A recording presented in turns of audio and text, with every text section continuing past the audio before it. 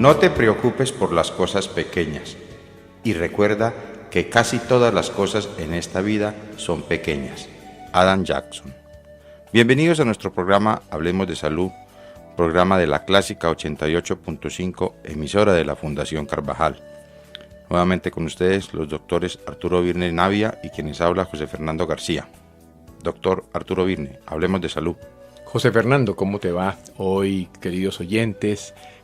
Creo que tenemos un programa que para ustedes va a ser supremamente interesante, porque es el programa que va a mirar la importancia fundamental de la mente y de las emociones.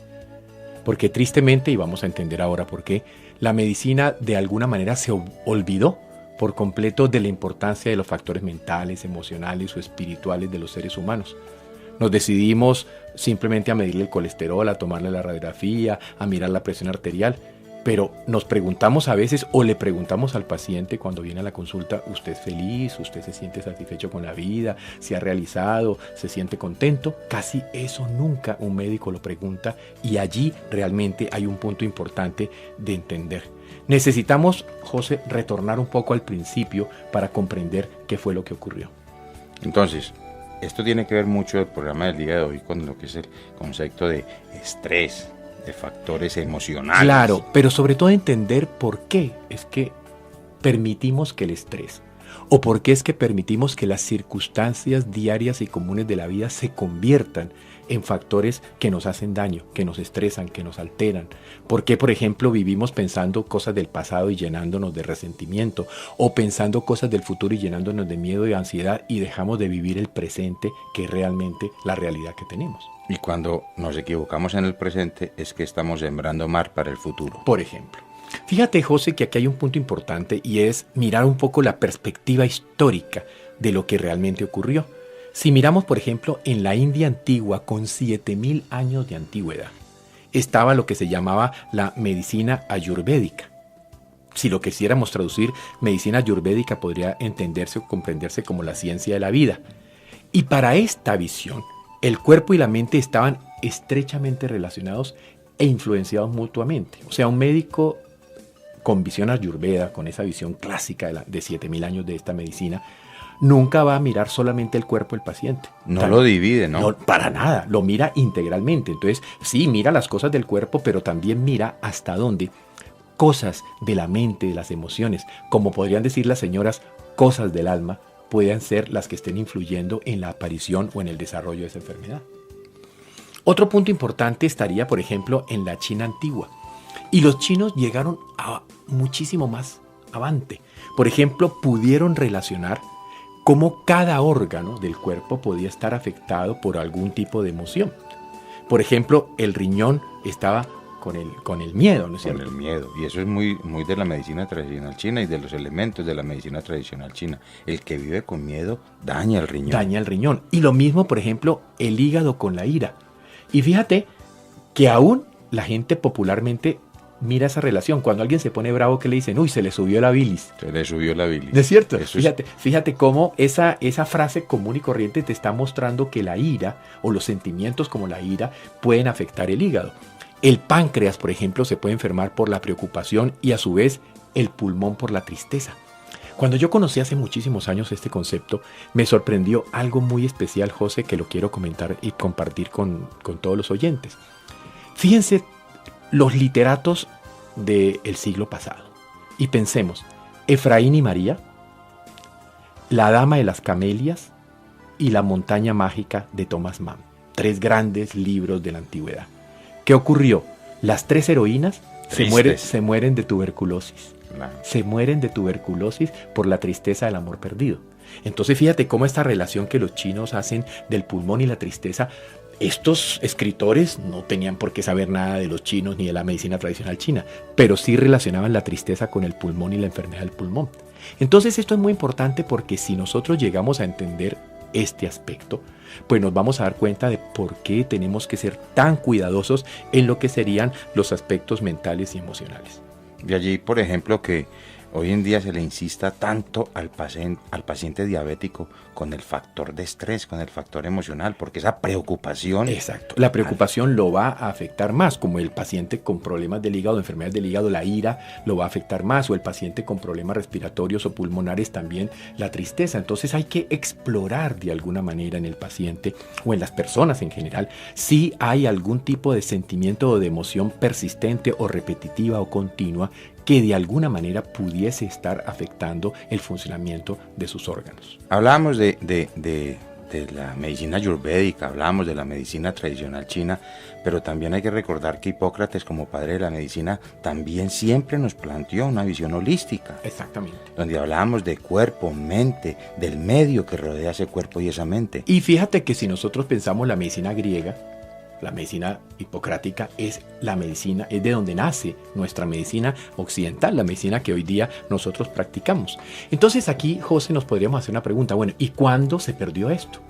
Porque si nos vamos a las medicinas ancestrales, la medicina ayurvédica, la medicina tradicional china, la medicina griega, todas tenían la visión integral, la visión cuerpo, mente, medio ambiente. El concepto del holismo. El concepto del holismo, de la integridad. ¿En qué momento se rompe? Pues fue exactamente en Francia, cuando el famoso filósofo René Descartes rompió el modelo integral de Hipócrates, creando el llamado dualismo cartesiano, o sea, separó el cuerpo, lo separó de la mente. Y en el año de 1644 escribe su famoso libro El Principio Filosofal en Ámsterdam, en el cual textualmente pone: no existe evidencia en el cuerpo de la existencia del alma.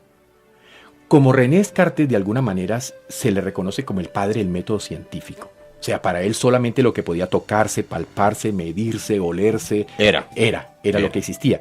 Por lo tanto, yo no tengo cómo demostrar las emociones, yo no tengo cómo no hay un emocionímetro, ¿no es cierto? Un aparato para tomarle una foto o medir el grado de emoción. O sea, ese tipo de cosas, las relacionadas con la mente, las emociones, la espiritualidad, no son medibles. Por lo tanto, para él no existían, y por eso decía muy claramente que la mente nada. Y para la comunidad científica, el alma dejó de existir. Dejó de existir. Y eso fue un momento muy crítico en la historia de la evolución de la ciencia y de la humanidad, porque perdimos por completo la importancia de los aspectos espirituales, de los aspectos mentales, de los aspectos emocionales. Nos volvimos de golpe tan incrédulos que entonces perdimos mucho de lo que ayuda a que la vida indudablemente sea más agradable. Y la ciencia entró en la total indiferencia hacia la mente y hacia las emociones. Y entonces en Leiden, en 1662, él escribe su libro El hombre, y por eso se dice que él es el mecanicista, ¿no es cierto? Porque entonces el corazón pasó a ser una bomba, el riñón un filtro, la articulación pasó a ser una bisagra. Entonces empezamos a ver al hombre como una máquina, y perdimos ese otro componente que podía estar allí presente, que era el componente mental y emocional. Allí hubo, entonces, por parte de la ciencia, el desprecio de todo lo que eran las emociones, y eso fue muy crítico. Porque no se podían evaluar precisamente, ¿no? Claro. Y mucho menos era algo ajeno al proceso de la investigación. Aparentemente porque como no había cómo cuantificarlas, solo lo cuantificable existía. Y este señor Descartes, en su pelea epistemológica con la Iglesia Católica, entonces él definió el cuerpo para los médicos y el alma para los curas. A partir de ese momento, ningún médico volvió a tener interés si ese paciente se sentía emocionalmente bien o mal. Eso no tenía realmente ninguna importancia. Entonces la medicina se dedica a ¿qué? Con Giovanni Morgagni en Italia nace la visión anatomista de la enfermedad local. Entonces en ese momento, en vez de decir que yo estoy enfermo, ahora estoy enfermo del hígado, estoy enfermo del riñón, estoy enfermo del pulmón, estoy enfermo de la rodilla. Y todo el resto está sano, ¿no? Y todo así, como si todo el resto estuviera sano. Entonces ese es un punto importante porque empezamos a mirar localmente y entonces apareció un cardiólogo que solo mira corazón, un ginecólogo que solo mira el útero y un neurólogo que solo mira el cerebro y un ortopedista que solo mira las articulaciones. Pero resulta que el cuerpo no funciona así, el cuerpo funciona como una unidad total e integral. Posteriormente vino un alemán muy famoso que se llamó Rudolf Virchow, que llevó ahora el concepto de la enfermedad a la célula. Y para él decía, la enfermedad son simplemente los cambios estructurales y anatómicos que ocurren en la célula. Y luego con los americanos Watson y Crick, por allá en los años 50, se descubrió el ADN y entonces todo parecía explicarse simplemente por fenómenos o por situaciones moleculares. Entonces fíjate cómo cada vez nos fuimos alejando más y más del concepto de la parte mental, emocional o espiritual y nos dedicamos solamente a medir colesterol, triglicéridos, a hacer radiografías y cosas por el estilo. Con un agravante, ¿no? Que todo aquel que en determinado momento empezó a hablar de que había que involucrar los procesos emocionales fue ridiculizado. Fue ¿no? ridiculizado, y eso sí que es triste y grave, fue ridiculizado, ¿no es cierto? O sea, solamente tú podías ser o eras valioso o se te reconocía si simplemente eras mecanicista. Y luego vino en 1910 ya lo que ya, como dicen las señoras, el tope, la tapa de la olla, ¿no es cierto? Que fue el famoso informe Flexner, patrocinado por la Fundación Carney y la Fundación Rockefeller, que dio origen a lo que se llamó la medicalización. ¿Qué quiere decir esto? Que la función del médico era diagnosticar una enfermedad para aplicarle un tratamiento médico. Se perdió, además de todo, José Fernando, en ese momento, el sentido de la medicina preventiva. Y solo nos dedicamos a los antibióticos para las bacterias, los antihipertensivos para la hipertensión, las estatinas para bajar el colesterol, y todo se volvió simplemente una mecánica de formular remedios. Hasta que apareció entonces Bill Clinton, el presidente de los Estados Unidos, quien fue el primero que llamó la atención de que el sistema se estaba colapsando. Es decir, que una medicina orientada solo a tratar la enfermedad no podía sobrevivir. Y eso es lo que está pasando incluso en nuestro país, ¿no es cierto? No. O sea, ya no hay plata para tanta gente, como se dice. Ya no hay forma de que las EPS o los sistemas funcionen, porque si nos olvidamos de la medicina preventiva y solo estamos tratando la enfermedad, pues no va a alcanzar plata para una sociedad que cada vez hay más gente. No, y con un agravante que si lo vemos de alguna manera, esa medicina de la medicalización, la estrella ya no es ni el paciente ni el médico, es el medicamento. Es el fármaco, claro. Pero fármaco. Es que además eso era la medicina de los fármacos. Es que eso era lo que se quería. Porque la Carney y la Rockefeller lo que estaban era interesados en que se creara un modelo médico para asegurar el éxito de la industria farmacéutica que nacía en ese momento entre 1910 y 1920. Y yo sí tengo la libertad de decir estas cosas, y afortunadamente en una emisora tan importante como esta lo puedo decir porque son las realidades históricas que la gente tiene que conocer. Y por eso Clinton mismo dice, no, tenemos que cambiar el sistema. Hay que moverse a un objetivo donde el objetivo sea el estilo de vida. Donde usted, cada uno de ustedes, queridos oyentes, sea el responsable de su propia salud, entendiendo de que solo usted decide qué come, solo usted decide cómo vive, solo usted decide qué piensa y solo usted decide cómo cuida su medio ambiente. ¿Y quién lo atiende? Exactamente. ¿Y qué tipo de medicina quiere que se le haga también? Eso es fundamental, ¿no? Entonces, como vemos, las ciencias mostraron que ese modelo mecanicista básicamente perdió dos aspectos claves que había que tener en la dimensión humana, que era el relacionado con la afectividad y el relacionado con la esfera mental. Porque entonces, a partir de todo esto que les estamos contando de la historia, la medicina no volvió a interesarse ni a tener ningún punto de vista en este concepto.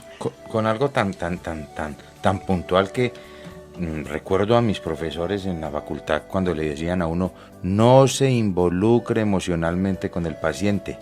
Que para mí es el mayor error y adefesio, porque si yo no soy amigo de mi paciente, si yo no tengo una relación de amistad, una relación de aprecio, una relación de respeto, una relación de cariño con mi paciente, ¿cómo puedo ser su médico? Es decir, si yo no creo esa relación, ¿cómo ese paciente? Pues va a pasar lo que... Es un número. Lo que uno oye, ¿no es cierto? También, que la gente dice, pues ese doctor sabrá mucho, pero ni me volteó a mirar, o sea, la gente se siente maltratada muchas veces por médicos que pueden ser muy sabios en el conocimiento, pero se les olvidó la parte humanista. Y jamás en ninguna acción de la vida de los seres humanos nos podemos olvidar del humanismo. El humanismo dentro de la filosofía es posiblemente una de las cosas más importantes que pueden haber ocurrido en la evolución de la historia humana. La esfera emocional. Y fíjate que entonces viene el renacimiento del concepto holístico. Pero ¿qué fue lo más interesante, José Fernando? El renacimiento del concepto holístico no vino de la ciencia, no vino de los médicos, vino de la sociedad. porque fueron los médicos los que tuvieron que cambiar su mentalidad, porque el paciente fue el que empezó a exigir que se le prestara atención a otras cosas. El paciente se empezó a aburrir de ver que se tomaba los mismos remedios y no pasaba nada, de ver que hacía las cosas que le decían que había que hacer y no pasaba nada. Y fue cuando el paciente empezó a entender que la salud no estaba en los medicamentos, sino que la salud estaba en el estilo de vida. Y eso llevó pues entonces al crecimiento mundial de ese modelo integral, que permitió que hoy día, yo acabo de llegar ayer de los Estados Unidos, de estar en Baltimore, en una reunión de todos los departamentos de medicina integrativa de las facultades de medicina de los Estados Unidos. Tuve la oportunidad de asistir a esta reunión donde estaban los directores de departamentos y ver hoy día el interés que hay en la Unión Americana por el modelo integral y por la visión integral de la medicina. Pues realmente para nosotros que llevamos tantos años en esta lucha es indudablemente satisfactorio. Estamos volviendo a lo que alguna vez partió. Sí, estamos volviendo al principio. Por eso de alguna manera te decía cuando empezábamos esta charla que necesitamos volver al principio, necesitamos volver a recuperar esa visión integral, esa visión donde el paciente mire todos los aspectos. Pero veamos cosas de las emociones que quiero que miremos porque creo que son importantes. ¿Qué, por ejemplo, qué ocurría en el pasado? Pues que en el pasado la esperanza de vida era muy corta. La gente, cuando uno mira que las abuelas... Jesús murió viejo. Claro, o que las abuelas de nosotros, a los 45 años ya habían tenido 15 hijos y uno veía las fotos de ellas con 45 años y eran unas ancianitas. Entonces, indudablemente, el estilo de vida era duro, complicado y por lo tanto para esta gente todo lo que había era simplemente sobrevivir y reproducirse. Por consiguiente, en el pasado, y atención con esto, la esperanza de la vida, que era muy corta, hacía que se pensara que ser feliz venía después de la muerte y dependía entonces de los dioses. Llegar a Dios. Por lo tanto, aquí es que yo me recuerdo frases de mi abuela o de mi madre que decían que este era el valle de lágrimas, ¿no? Como que aquí que se venía era a sufrir y que si aquí nos portábamos bien nos íbamos entonces a ganar el cielo. Pero hoy día, ¿qué pasa? Resulta que actualmente se ha triplicado la esperanza de vida y hoy por lo menos contamos con 40 años después de haber culminado con la fase reproductiva. Claro, yo tengo hijos de 35 años ya, que son adultos. Entonces yo en este momento, por ejemplo, ya no tengo que hacer nada, ya los crié, ya los eduqué, ya los hice profesionales, ya... Vivo para mí. Por lo tanto, en este momento, como muchos de ustedes que seguramente me están escuchando, muchos de ustedes en este momento ya tienen la libertad de tener 5, 10, 15, 20 o 30 años para disfrutar y empezar entonces a recibir la recompensa de a lo mejor muchos años de trabajo, de todas las cosas que uno haya hecho, ¿no es cierto? Entonces, como actualmente para cualquier ser humano en este planeta existe la posibilidad de futuro, porque es posible que si hoy día uno se jubila a los 50, 52 años, todavía tenga 20 años de vida. Y entonces en esos 20 años de vida, por primera vez los humanos nos estamos planteando cómo ser felices aquí y ahora. Ahora que veníamos, por ejemplo, subiendo, que tú me comentabas, por ejemplo, del placer de jugar golf, pues es decir, eso es una cosa que te está permitiendo hoy día hacerlo a este momento de tu vida cuando ya eres una persona adulta, ¿no es cierto? Entonces muchas personas están empezando a pensar ¿qué puedo hacer para sentirme mejor? ¿Qué puedo hacer para vivir? Entonces por eso en la búsqueda de la felicidad hay que tener varios objetivos claros. Primero que todo, la calidad de la vida. Eso es determinante. Tema que hablamos constantemente cuando hablamos, todos vamos a envejecer. El hecho es envejecer dignamente. Y por eso tener una calidad de vida que se base entonces, fíjate que no necesariamente son los lujos, y lo vamos a ver ahora, ni esas cosas las que te hacen feliz. No, tú lo que necesitas es tener seguras tus necesidades básicas. Y por eso tu necesidad de alimentación, tu necesidad de descanso, tu necesidad de ocio y de entretenimiento. Poderte sentar a leer un libro. Poderte ir con la mujer que amas cogido de la mano, así tengas 60, 70 años, a ver una película bien agradable, ¿no es cierto? O salir a pasear por la vereda del río, o buscar de qué manera mantener un soporte inmunitario, porque indudablemente si yo vivo sanamente, mi sistema inmunológico es sano y por lo tanto voy a llegar a la vejez con salud. Y finalmente, ver, que es lo que vamos a analizar ahora, cómo puedo gestionar mis emociones. ¿Cómo puedo hacer para que realmente vivir valga la pena? Tranquilamente. Vamos a una pausa y regresamos a nuestro programa Hablemos de Salud.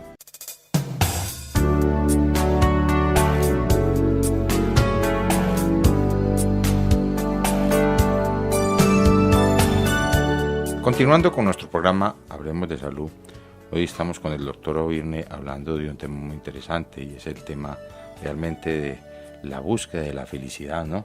Teniendo en cuenta el estrés, las emociones, parte fundamental que hemos perdido nosotros en la medicina de hoy en día, ¿no? Claro.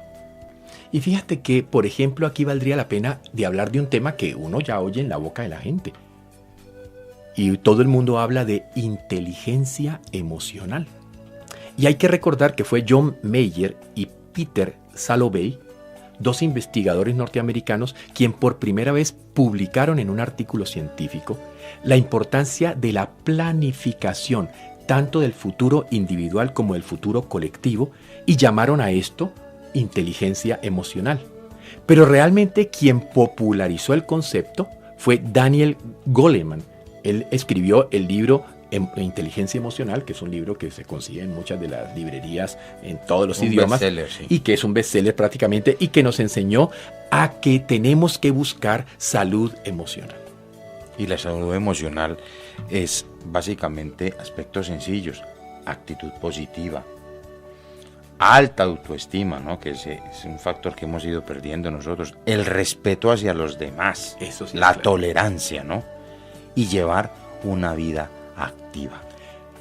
Por lo tanto, fíjese, José, que no es complicado, por cierto, porque una actitud positiva, tener autoestima, valorarse a sí mismo, ser consciente de los valores que cada uno de nosotros tiene, respetar y ser parte de la sociedad, ayudar a los demás, volver a tener dos cosas que nos hemos olvidado: la compasión y la caridad, que son dos elementos fundamentales que pueden ayudar a que sea tan fácil y tan agradable vivir. Y finalmente, nunca estar quieto, siempre estar activo física, mental y espiritualmente. Son tres aspectos importantes. Salud emocional, ¿no? Salud emocional.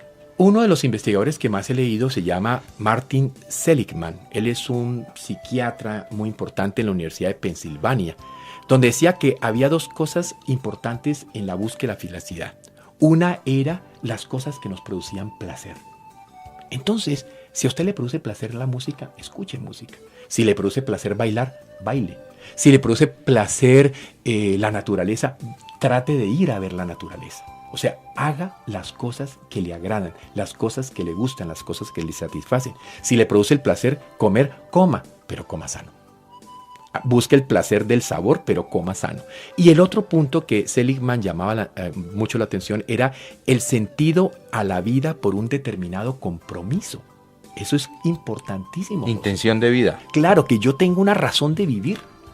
Que no sea simplemente levantarse y no pasó nada, o simplemente ir y hacer el trabajo por hacer el trabajo para ganarse un salario, pero no tener motivaciones en la vida.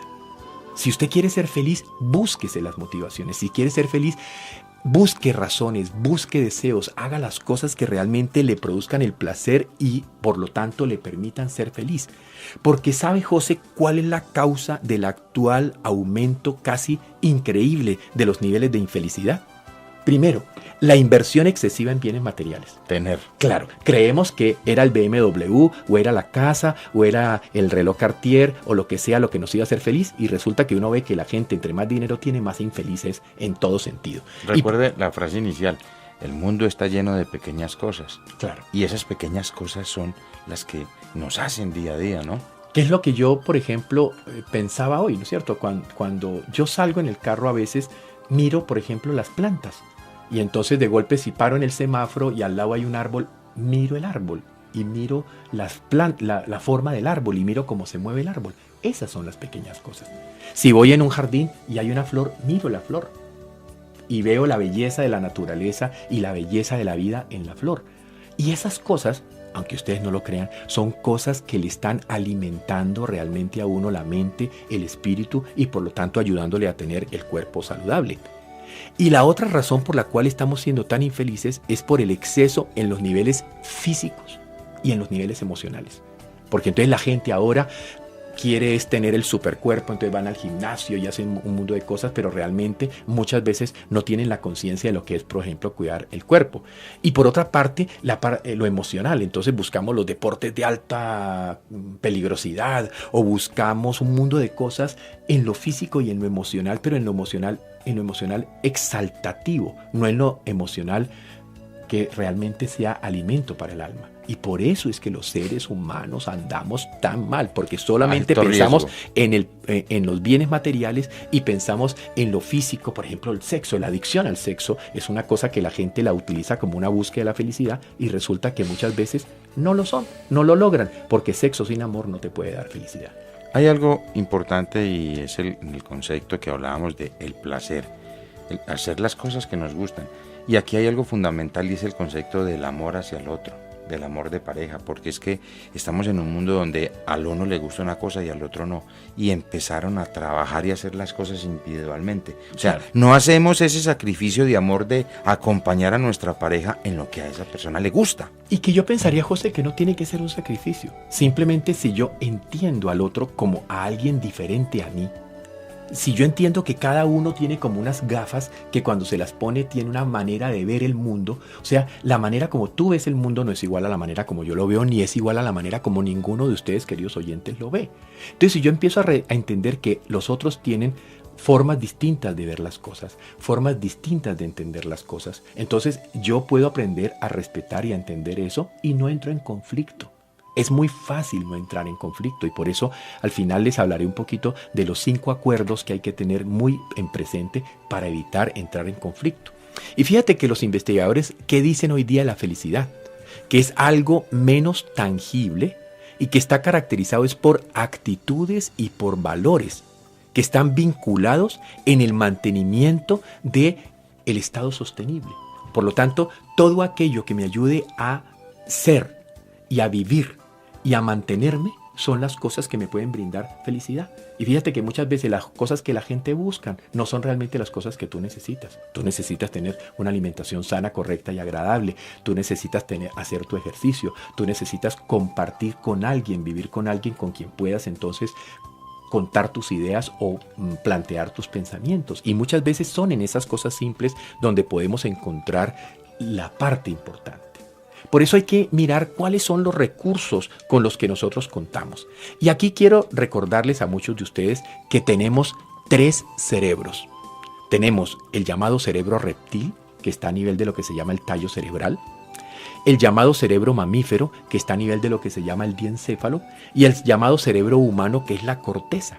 Esto es simplemente el fenómeno evolutivo a lo largo de millones de años de las especies vivientes, ¿no es cierto? Por lo tanto, esos 3 cerebros están activos y están plenamente integrados en nosotros. Miremos, por ejemplo, José, cosas interesantes. El cerebro reptil, que está a nivel del tallo cerebral, es el responsable de las funciones básicas para sobrevivir. Por eso uno le podría decir a alguien... Es el animal. Claro, es el animal. Es el de las conductas instintivas y primitivas. Es el de las conductas de la supervivencia. Y fíjate que hay 2 cosas por las cuales el cerebro reptil de cualquier animal lo hace matar y atacar. El sexo y la comida. Y solo se necesita realmente una evolución muy grande del neocórtex del cerebro humano para poder controlar este cerebro reptil. Y te voy a dar un ejemplo que todos ustedes tuvieron la oportunidad de verlo. Y fue lo que ocurrió después de Haití, después del famoso terremoto de Haití. Cuando llegaban la gente con las donaciones de alimentos, uno veía cómo prácticamente se mataban entre ellos para coger cualquier poquito. Ok, ahora miremos otra situación similar. Después de que se produzco el gran maremoto de Japón, uno veía a los japoneses haciendo fila india, tranquilos para que cada uno recibiera la cantidad de alimento que el gobierno iba a entregar.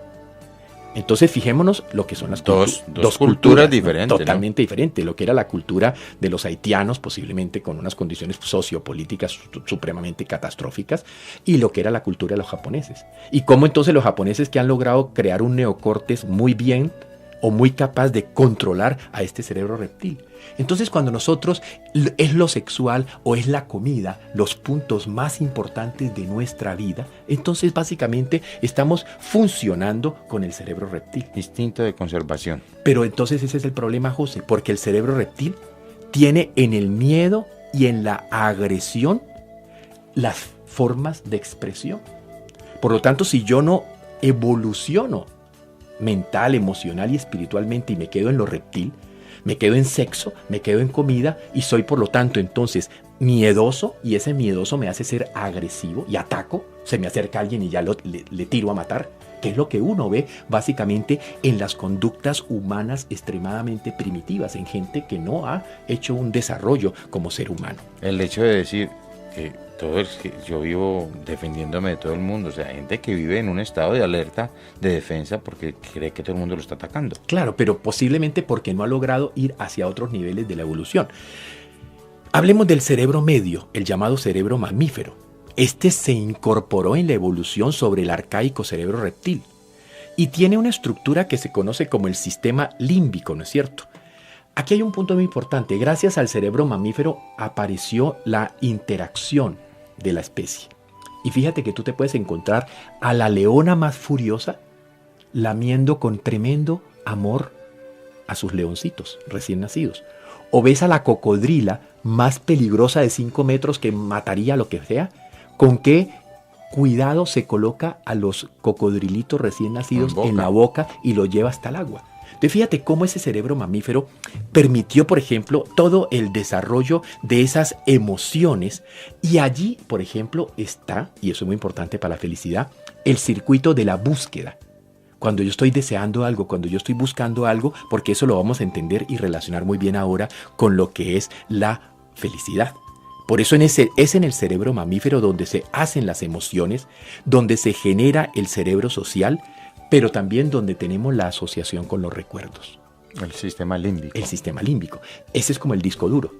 Y a veces entonces el problema ¿cuál es? Que según cuál sea tu cultura, tú puedes guardar allí en ese disco duro lo bueno, lo malo o lo feo.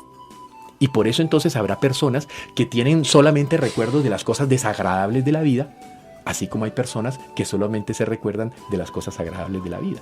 Entonces, allí es donde tenemos que trabajar mucho en nuestro propio desarrollo interior para indudablemente evitar que estemos guardando basura que luego se va a venir contra nosotros cuando nos recordamos de cosas del pasado, y eso nos llena de resentimiento, de dolor, de rabia o de cosas que entonces nos dañan el presente o nos alteran la posibilidad del futuro. De allí que es tan importante esos primeros años de vida, ¿no? Pero por favor, es lo más importante. Acuérdense lo que les dije. Todo lo que produzca miedo está potenciando el cerebro reptil. Por eso a los niños no se les debe golpear ni se les debe atacar de manera tal que se produzca miedo. Con los niños primero hay que ponerles muy bien la disciplina. Los niños lo único que necesitan es límites. Ellos están siempre midiendo hasta dónde pueden ir, ¿no es cierto? Son niños. Niños, entonces uno les tiene que poner en los límites, pero ante todo es el diálogo, el amor, otro tipo de formas de acción e interacción las que van a ser importantes. Y llegamos finalmente al tercer cerebro, el neocórtex, el cerebro humano, que es el responsable del pensamiento racional.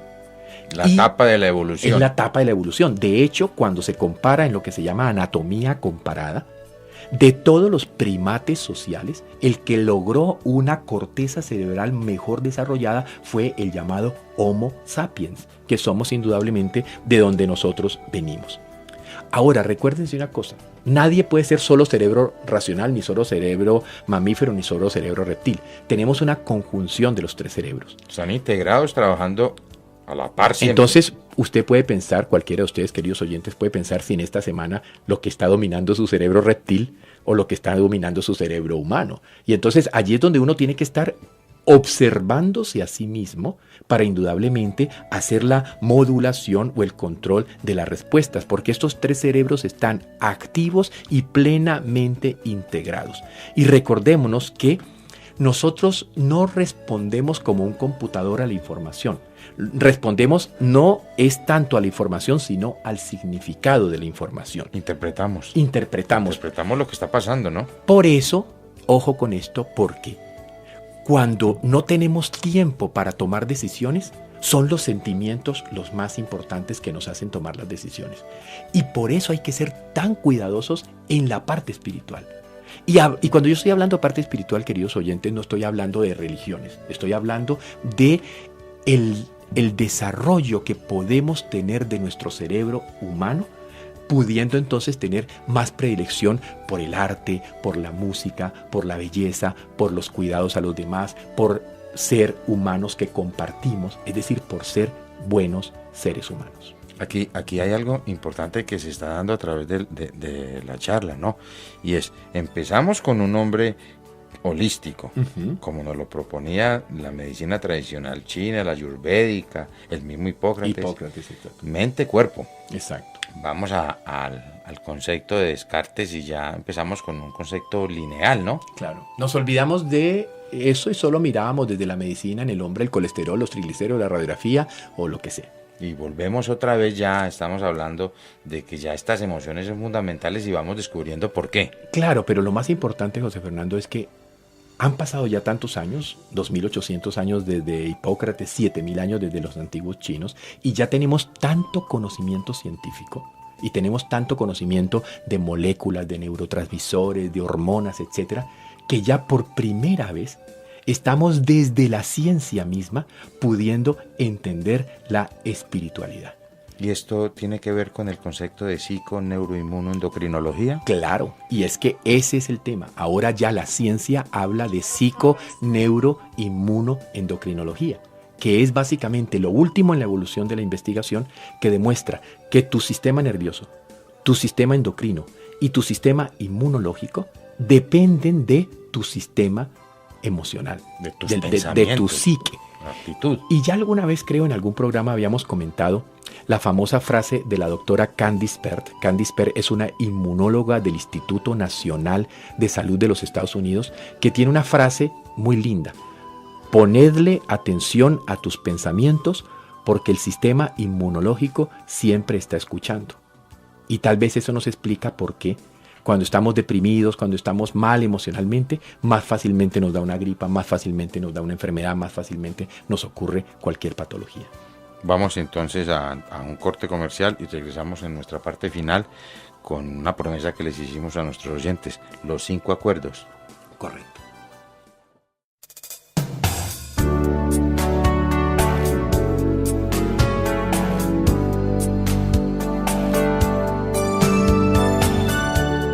Continuando con nuestro programa, hablemos de salud y el tema del día de hoy, en busca de la felicidad. En búsqueda de la felicidad. En búsqueda de la felicidad.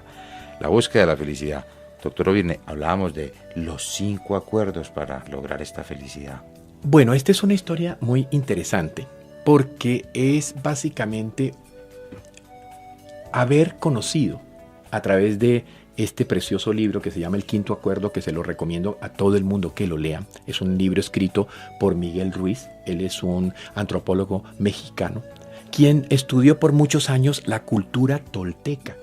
Estamos hablando que los toltecas vivieron hace 2800 años, es decir, en la misma época de Hipócrates, pero acá en América. Y ellos estaban más preocupados del aspecto social que de cualquier otra cosa. Es decir, qué era lo que había que hacer como sociedad para poder vivir bien, para poder vivir feliz, para ser feliz. Y ellos desarrollaron entonces lo que llaman 5 acuerdos, y se llaman acuerdos porque simplemente son cosas que tú decides contigo mismo. Tú decides hacerlas, y si tú logras hacerlas, eso te ayudará a ser feliz. Vamos a tratar de analizar estos 5 acuerdos porque valen la primera. Primer acuerdo, ellos dicen la impecabilidad de la palabra. Es decir, que lo que sale de tu boca no sea agresivo, no haga daño, no sea mentira, no sea negativo. Y fíjate que posiblemente aquí nos lleva a uno de los puntos más críticos en la sociedad, la chismorroteadera, ¿no es cierto? El chisme, el andar diciendo cosas de los demás que no son verdad. Entonces uno de los puntos importantes para la felicidad es que si de tu palabra y de tu boca nunca salen improperios, nunca salen injurias, nunca salen insultos, nunca nada se te va a devolver. Porque acuérdate que toda acción implica una reacción. Si tus acciones son de amor, nunca vas a tener entonces en contra de ti odio ni agresión. Entonces, primer acuerdo, la impecabilidad de la palabra. Segundo, acuerdo, no tomártelo a personal. Por ejemplo, cuando yo conocí esto, para mí fue extremadamente importante, porque a mí a veces cuando alguien me decía algo yo me sentía mal. Y aquí aprendí a entender que cuando alguien reacciona contra uno, el problema es de él, no es del problema, no es de uno. Por lo tanto, si yo no me lo tomo a personal, si la persona me está insultando y yo entiendo, y más vale yo lo bendigo y pienso que pobrecito, él que está lleno de ira, y lleno de odio y lleno de resentimiento, pues entonces esa injuria, ese odio que él está emanando a mí no me está haciendo ningún tipo de daño. Es dejar de sentirme atacado a cada instante. Es dejar de sentirme atacado cada instante, porque solo yo conozco si he tenido mis acciones correctas. Entonces, no tomárselo a personal. Tercero, importantísimo, sobre todo para ustedes mujeres, para ustedes queridas oyentes, no hacer suposiciones, porque eso sí que produce mal. Cuando, por ejemplo, ocurre algo y entonces, claro, quién sabe dónde andará, con quién se fue, no sé qué, y se montan en la película, ¿no es cierto? Y después de que se montan en la película, resulta que se dan cuenta de que era mentira, de que nada de eso era cierto, pero miren, piensen ustedes, cualquiera de ustedes que me está escuchando allí, que se acaba de montar en una película y que se dio cuenta de que no era verdad. Piense toda la rabia que tuvo, piense todo el dolor que tuvo, piense todo el sufrimiento que tuvo, totalmente innecesario. Y el daño que eso le hace al organismo.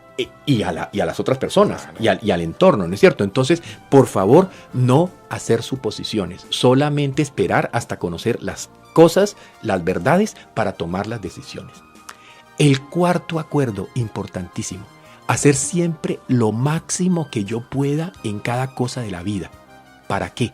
Para nunca sentirme culpable. ¿Por qué? Porque si yo hice todo lo que había que hacer y no funcionó y no salió, pues no salió y no funcionó, pero yo no tengo culpa de nada, porque yo hice lo máximo que había que hacer para que la cosa funcionara. Entonces, si uno hace lo máximo que puede en cada acción de la vida, nunca va a tener sensación de culpa, ni sensación de remordimientos, ni ninguna cosa. Lo contrario de hacer lo menos posible, que es lo que nos gusta a nosotros. Que es lo que nos gusta, y por eso entonces somos tan mediocres en tantas cosas. Y el quinto acuerdo, que es también muy importante, y pónganle atención a esto: no creer en nada ni en nadie, sino que observar detenidamente y escuchar con mucho cuidado, y así ustedes sabrán quién dice y quién hace la verdad. Porque la gente puede decir, no, los hombres son encantadores de serpientes, ¿no es cierto? Y dicen un montón de cosas y las mujeres se las creen y luego se dan cuenta de que era una mentira. Por lo tanto, no crean lo que les dicen, ni crean lo que aparentan. Simplemente observen y escuchen, y allí así ustedes sabrán quién dice la verdad. Esos eran los 5 acuerdos de la cultura tolteca hace 2800 años. Léanse ese libro precioso. Con una vigencia actual, por favor, una vigencia por siempre, porque es simplemente la vigencia humana. Cómprense ese librito, el quinto acuerdo. Es un librito pequeño, está escrito en primera persona, se lee rápido y además, créanmelo, es delicioso leerlo en pareja, porque entonces nos permite entender por qué a veces tenemos dificultades con el otro. Los invitamos entonces a nuestro próximo programa, Hablemos de Salud.